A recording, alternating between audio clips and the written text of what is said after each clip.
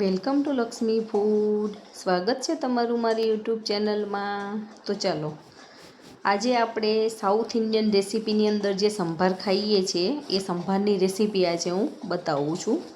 તો આપણે એક કુકરની અંદર ઘરમાં રહેલી એક મીડિયમ સાઇઝની વાટકી ભરી અને આપણે તુવેરની દાળ લઈ લીધેલી છે. જે તેલવાળી દાળ આવે છે એ દાળ મેં લીધેલી છે. એ દાળને આપણે ગરમ પાણીમાં પલાળી દેવાની છે. અને એક સાઈડે આપણે દૂધી અને સરગવાની સીંગ એને આપણે અલગથી બાફવાના છે. તો એ બંનેના ટુકડા કરી દીધેલા છે અને એક તપેલીની અંદર નાખી અને 1 ગ્લાસ પાણી નાખી અને એને સરસ બાફવા માટે મૂકી દેવાના છે. આને બફાતા વાર નથી લાગતી, 3 થી 4 મિનિટ આપણે ગેસની ફ્લેમ ઉપર મૂકીએ એટલે સરસ બફાઈ જાય છે. હવે આપણે સંભારના જે મેઇન એકદમ ઇમ્પોર્ટન્સ જે વસ્તુ છે એ આપણે બનાવવાની છે, જે ગ્રેવી. તો એના માટે મેં એ સૂકા લાલ મરચાં, ચણાની દાળ, 2 ચમચી અડદની દાળ, આખા ધાણા, અડધી ચમચી મેથી, લીમડાના પાન, ટોપરાનું ખમણ, 10 થી 15 મરીના દાણા અને રાઈ અને જીરું મિક્સ કરીને લઈ લીધેલું છે. હવે એક પેનની અંદર આપણે થોડુંક તેલ લેવાનું છે, થોડુંક જ જરીક જ લેવાનું છે, આપણો વઘાર દાજી ના જાય એટલા માટે. અને એક સામાન્ય તેલ લઈ અને આપણે ગરમ કરવા માટે મૂકી દેવાનું છે. અને હવે આપણે જે બધા મસાલા અને દાળ ને બધું લીધેલું છે એ આની અંદર 1 બાય 1 નાખતું જવાનું છે અને સરસ મજાનું શેકતું જવાનું છે. તો સૌથી પહેલાં આપણે એની અંદર 2 ચમચી ચણાની દાળ એડ કરવાની છે. અત્યારે હું જે સંભાર બનાવું છું એ 10 વ્યક્તિના માપનો બનાવી રહેલું છું. 1 વાટકી તમે દાળ લેશો તો તમારે 10 વ્યક્તિ આરામથી જમી શકશે એટલો આપણે સંભાર બનીને તૈયાર થવાનો છે. તો ગેસની ફ્લેમ એકદમ સ્લો રાખવાની છે. સ્લો ગેસની ફ્લેમ ઉપર આપણે બધી જ વસ્તુને સરસ સાતડી લેવાની છે. તો આવી રીતે આપણે ચલાવતા જઈશું અને ચણાની દાળને શેકતા જઈશું. એમાંથી સુગંધ પણ આવવા લાગશે અને એનો કલર પણ થોડોક ચેન્જ થતો જશે. ત્યારે આપણે 1 બાય 1 આવી રીતે ઇન્ગ્રીડિયન્ટ્સને ઉમેરતું જવાનું છે. ચણાની દાળ થોડીક સતળાઈ જાય પછી આપણે એની અંદર 2 ચમચી અડદની દાળ એડ કરેલી છે. આ મોગર દાળ આવી એ આપણે એડ કરવાની છે. એને પણ આની સાથે થોડુંક મિક્સ કરતા જઈ, ચલાવતા જઈ અને સરસ સાતડી લેવાની છે. પછી આપણે એની અંદર એકદમ અડધી ચમચી જેવી મેથીના દાણા લીધેલા છે. એનાથી ટેસ્ટ પણ બહુ જ સરસ આવે છે. અને જે મરીના દાણા લીધેલા છે એ પણ આમાં એડ કરી અને ધીમે ધીમે સાતડી લેવાના છે. તો તમે જોઈ શકો છો ધીમે ધીમે આનો કલર પણ ચેન્જ થતો જાય છે અને સુગંધ પણ બહુ જ મસ્ત આવતી જાય છે. આ પ્રોસેસ ફરજિયાત કરવાની છે અને તમે આવી રીતે સંભાર બનાવશો તો એકદમ સાઉથ ઇન્ડિયન ટેસ્ટ તમારો આવવાનો છે. હવે રાઈ અને જીરું આપણે જે એડ કરીને લીધું હતું મિક્સ કરીને એ આની અંદર એડ કરી દેવાનું છે. એકદમ પરફેક્ટ સંભાર બનાવવા માટે તમે મારી વિડીયોમાં લાસ્ટ સુધી બન્યા રહેજો.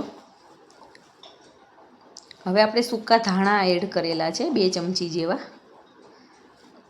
અને તમે મારી આ દરેક ટ્રીકને ફોલો કરજો, તમારો સંભાર બહુ જ સરસ બનીને તૈયાર થવાનો છે. જો તમે પહેલી વખત બનાવતા હશો તો પણ તમારો સંભાર સરસ બનશે. હવે મીઠા લીમડાના પાન આપણે આની અંદર એડ કરી દેવાના છે. 8 થી 10 મીઠા લીમડાના પાન એડ કરી દીધેલા છે. જો તમે મારી ચેનલમાં નવા હોય તો ચેનલને સબસ્ક્રાઈબ કરજો અને બેલ આઇકોન દબાવજો, જેથી કરીને આવનાર તમામ નવી રેસીપીના વિડીયો ફટાફટ તમારી સુધી પહોંચી જાય. હવે આપણે આની અંદર આખા લાલ મરચાં લીધેલા છે, સૂકા મરચાં એ મેં 6 થી 7 નંગ જેવા લીધેલા છે. તમારે કેવી તીખાશ ખાવાની છે એ પ્રમાણે આપણે આમાં એડ કરવાના છે. આની અંદર આપણે સૂકા મરચાંનો ઉપયોગ નથી કરવાનો, મરચું પાવડરનો, એટલે આપણે આખા લાલ મરચાં જ લેવાના છે. પછી આપણે ટોપરાનું ખમણ એડ કરવાનું છે. 1 ચમચી જો મેં ટોપરાનું ખમણ લીધેલું છે. જો તમારે કંઈ ટેક કે એવું હોય તો ના લ્યો તો પણ ચાલે, ઓપ્શનલમાં છે. ટોપરાનું ખમણ નાખવું જરૂરી નથી અને એને લાસ્ટમાં ઉમેરવાનું છે. જો પહેલાંથી ઉમેરીશું તો દાજી જશે. હવે એક મિક્સર જારની અંદર આપણે આ બધા જ મસાલાને લઈ લેવાના છે અને મસાલા આપણા સરસ આવી રીતે ગ્રેવી કરી લેવાની છે અને ગ્રાઇન્ડ કરી લેવાના છે. થોડુંક એની અંદર પાણી નાખશું. જો આપણે આ ગ્રેવી તરત વાપરી દેવાની હોય તો એની અંદર પાણી નાખીને પીસવાનું, અને જો એમ લાગે કે એનો પાવડર આપણે સ્ટોર કરવાનો છે, વધારે બનાવવાનો છે, તો તમારે સૂકા મરચાં જ ગ્રાઇન્ડ કરી અને એક બાઉલમાં કાઢી લેવાના છે. આપણે અત્યારે મીડિયમ જ ગ્રેવી બનાવી છે, અત્યારે બધી પતી જશે, તો આપણે એને પાણી નાખીને પીસી લીધેલી છે. હવે એક તપેલાની અંદર 3 થી 4 પાવડા જેવું મેં તેલ ગરમ કરવા માટે મૂકી દીધેલું છે. તેલ સરસ આપણું ગરમ થઈ જાય પછી આપણે સંભારનો વઘાર કરી લેવાનું છે. તમે સેમ આ જ પ્રોસેસથી બનાવો છો, એકદમ સાઉથ ઇન્ડિયન ટેસ્ટ આવવાનો છે. તમે આને ઇડલી, ઢોસા, મેદુવડા એ સાથે ખાઈ શકો છો. ઉત્તપમ દરેકની સાથે ખવાતો હોય છે. હવે રાઈ અને જીરુંનો આપણે વઘાર કરી લેવાનો છે. પછી એની અંદર સૂકા લાલ મરચાં એડ કરી દેવાના છે. મીઠા લીમડાના પાન એડ કરી લઈશું. ચપટી હિંગ એડ કરીશું. આ બધી જ વસ્તુ સરસ તતડવા દેવાની છે. પછી એની અંદર આપણે દૂધી અને સરગવો જે બાફેલો છે એને પાણી સહિત આમાં એડ કરી દેવાનો છે.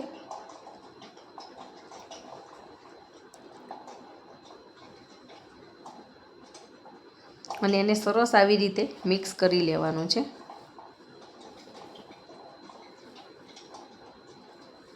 તેલમાં થોડીક વાર આને આવી રીતે પાકવા દેવાનો છે. હવે આપણી જે ગ્રેવી બનાવીને તૈયાર રાખી છે એ ગ્રેવી આમાં વઘારમાં એડ કરી લેવાની છે. અત્યારે આપણે જે ગ્રેવી બનાવી છે એ બધી જ ગ્રેવી આમાં જરૂર પડવાની છે. તો ધીમે ધીમે બધી ગ્રેવી આમાં એડ કરી લેવાની છે અને મિક્સર જારમાં થોડુંક પાણી નાખી હલાવી અને આપણે આમાં એડ કરી દઈશું, કેમ કે હજી આની અંદર આપણે પાણી પણ ઘણું બધું એડ કરવાનું છે.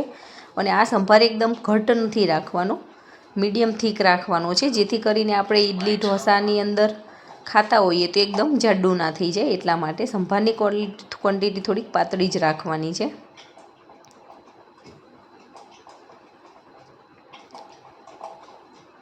અને જોઈતા પ્રમાણમાં આપણે પછી પાણી એડ કરવાના છીએ. ત્યાં સુધી આ ગ્રેવીને પાકવા દેવાની છે. તો તમે જોઈ શકો છો આવી રીતે થોડાક બબલ્સ પણ આવવા લાગ્યા છે. હવે અલગથી આપણે આની અંદર પાણી ઉમેરતું જવાનું છે અને આપણી રીતે મિક્સ કરતું જવાનું છે. તો એક વાટકી દાળમાંથી અને આટલી ગ્રેવીમાંથી ઘણો બધો આપણો સંભાર બનીને તૈયાર થાય છે. આ સંભારને ઘણો બધો ઉકાળવાનો છે. જેટલો વધારે ઉકાળીએ છીએ એટલો સંભાર આપણો એકદમ ટેસ્ટી બનીને તૈયાર થાય છે. હવે જે આપણે તુવેરની દાળને બાફેલી છે એ દાળ આમાં એડ કરી લેવાની છે અને કુકરમાં થોડુંક પાણી નાખી હલાવીને આપણે આની અંદર ઉમેરી લઈશું. તો તમે જોઈ શકો છો આવી રીતનો આપણો સંભાર બને છે. ગ્રેવીની અંદર આપણે જે મસાલા કરેલા છે એની અંદર ટોટલી મસાલા આવી ગયા છે, એટલે આ સંભારની અંદર આપણે હવે મસાલા વધારે ઉમેરવાના નથી. ફક્ત આપણે પાછળથી આની અંદર મીઠું ઉમેરવાનું થશે, બાકી મસાલાનો ટેસ્ટ ગ્રેવીમાંથી જ મળી જવાનો છે. તો તમે મારી વિડીયોમાં લાસ્ટ સુધી બને રહેજો અને દરેક ટ્રીકને ફોલો કરજો. તમારો સંભાર બહુ જ સરસ બનીને તૈયાર થવાનો છે. અને તમે પણ આવી રીતે બનાવીને મને કહેજો કે તમારો સંભાર કેવો બન્યો છે. તો તમે જોઈ શકો છો સંભાર આટલો પાતળો રાખવાનો છે અને ઘણી બધી ક્વોન્ટિટી આપણી વધી ગઈ છે. એની અંદર આપણે પાણી નાખ્યું એટલે, અને સંભાર આપણો સરસ મજાનો ઉકળવા માંડ્યો છે. અને મીડિયમ ગેસની ફ્લેમ ઉપર આપણે સંભારને ઉકાળવાનો છે. આની અંદર આપણે લસણ, ડુંગળી કે એવું કશું એડ નથી કરતા. અને આ સંભાર જો વધે તો તમે ફ્રીજમાં મૂકી રાખો તો પણ 2 થી 3 દિવસ સુધી સારો રહે છે. હવે ટેસ્ટ પ્રમાણે આપણે આની અંદર મીઠું એડ કરી લેવાનું છે અને સરસ આવી રીતે મિક્સ કરી લેવાનું છે.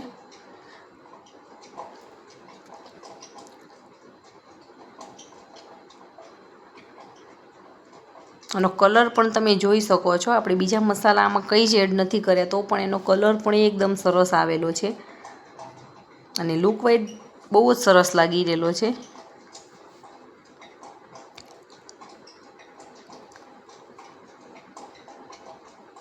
હવે આપણો સંભાર ખાટો મીઠો અને એવો બનાવવાનો છે.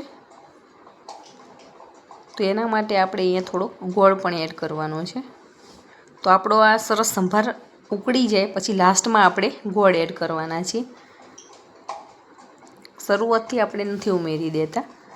અને ખટાશ માટે જો તમે આની અંદર લીંબુ એડ કરવું હોય તો પણ ચાલે, પણ આંબલીનો ટેસ્ટ બહુ જ સારો આવે છે. એટલે આપણે સૂકી આંબલીને ગરમ કરી અને એનો આવી રીતે પલ્પ કાઢી લેવાનો છે.